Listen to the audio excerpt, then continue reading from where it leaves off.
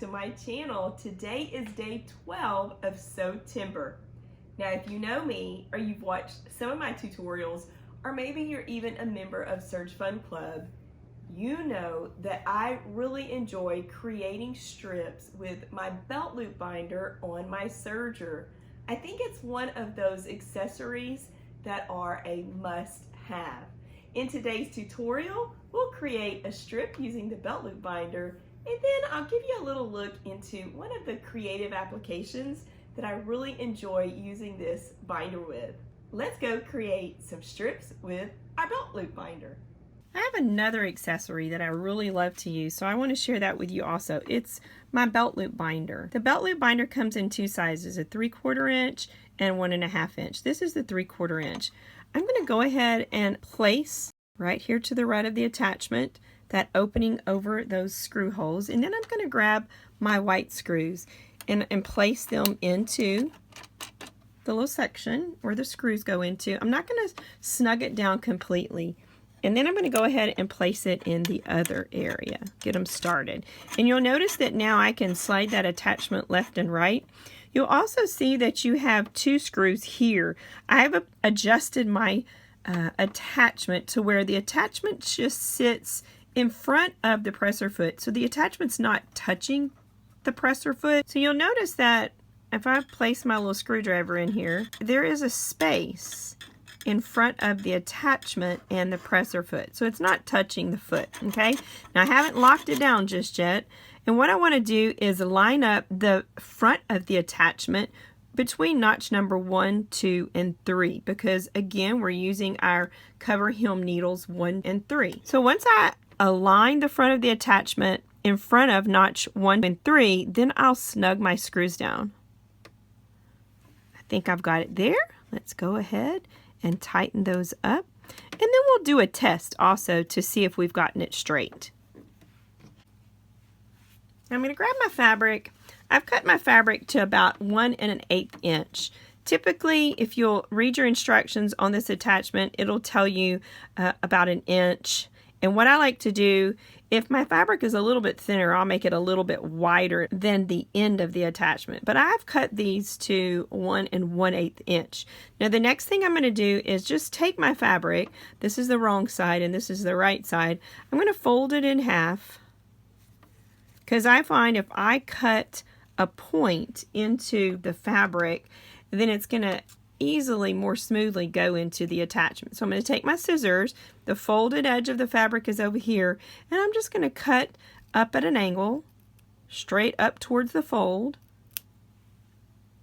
Now when I open up that fabric, it's going to give me a point in the center. So I've opened the fabric back up. I'm going to take the point of the fabric and lay it into the attachment with the right side facing up. And I tend to use my little Allen wrench to help me just very easily get this started.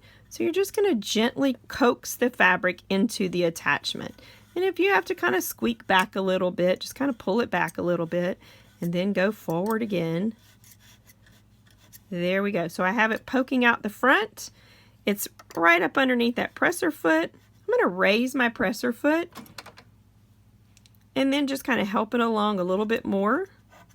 You can take your tweezers and you could grab the tip of the fabric and pull it up under the needles if you would like to. I'm going to go ahead at this point and just lower my presser foot and start serging.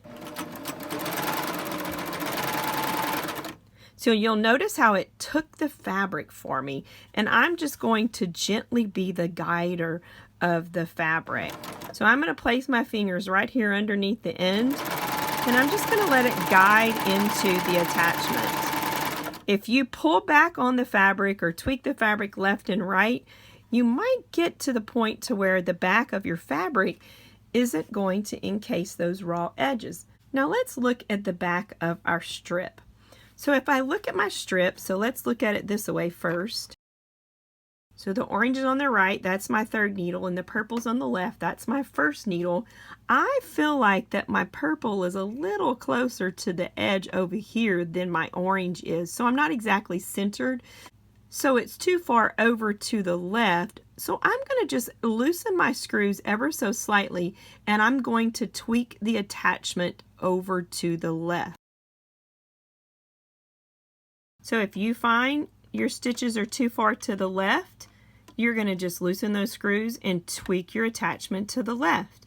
If you find your stitches are sitting too far to the right, you're going to loosen those screws and tweak the attachment a little bit to the right. And now we'll serge again, and we'll look at it all again. I'm just going to cut a piece off so I can show you more clearly.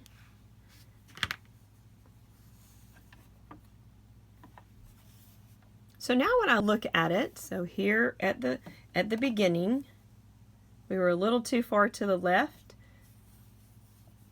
We adjusted our attachment, and now we're right there in the center.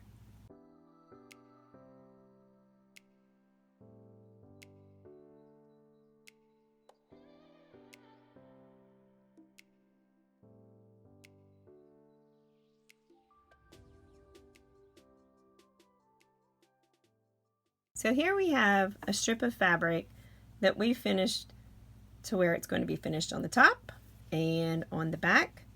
And what this does is it encases the raw edges of the fabric right in the middle of that stitch. So again, if you have a finer fabric, you might want to cut your fabric about 1 1/8.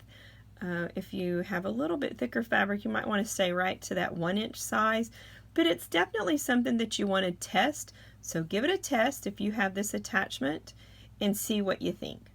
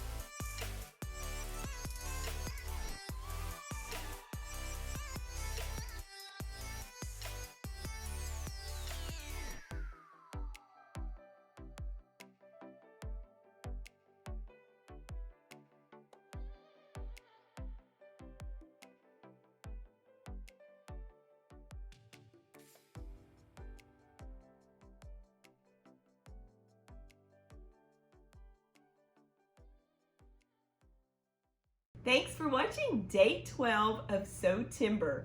Make sure you post a picture on Instagram and hashtag Sewtember, as well as joining and posting within our Facebook group. I really enjoy seeing your pictures, and we all just want to share what we are creating these days. I'll see you tomorrow for day 13.